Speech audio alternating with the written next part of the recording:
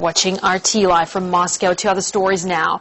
So-called honor killings still occur in Turkey, with the victims women accused by men of having brought dishonor on a family. Hundreds are killed each year for forming relationships, seeking divorce, or even because they are victims of sexual assaults and rapes.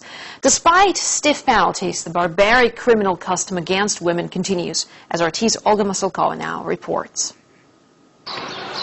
Diyarbakir, where honor means more than life, is a predominantly Kurdish area in the southeast Turkey.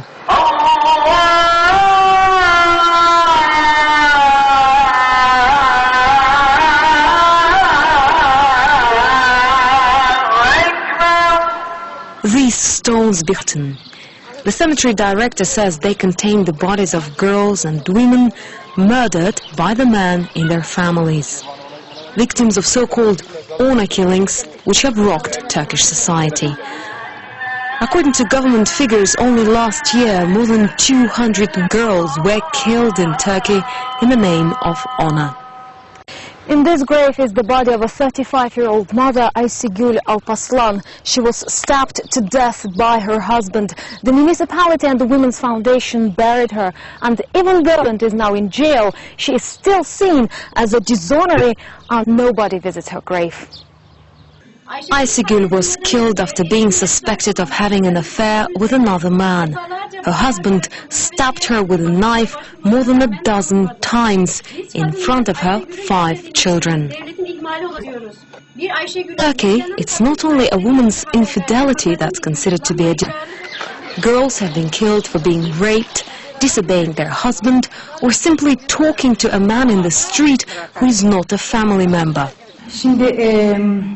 There are many different cases, and also all the tribes have their own rules. And if a woman doesn't obey the rules, then she may deserve to be killed. For example, in the Urfa region, a girl was killed because she went to the cinema. Elfa has been on the run for 8 years. She had to leave her 2 small children behind, and she's still for her life. She says her husband was beating her, so she told him she wanted to divorce. When the family found out, they vowed to kill her because they consider divorce to be a dishonor. I heard my father and mother-in-law talking about me, and they were planning to kill me. They were talking about cutting me into pieces and then telling my family that I ran away with another man. Metin Sumer is from a well-known Kurdish family with more than 3,000 members. He has a wife and 2 children and is now considering marrying a second wife. He says he condemns violence. We are more moderate. If a woman has cheated, first we'll investigate, and then if it's true, the conclusion will not be death, we will just handicap the woman. But his younger brother thinks differently. If my wife betrays me, I will kill her. He says only blood can wipe away dishonor, and if a man refuses to kill, then he'll be hated by the community, and eventually he'll have to leave. The men live in this area for their honor and honor of their family. And even if the punishment is death, men would still do it.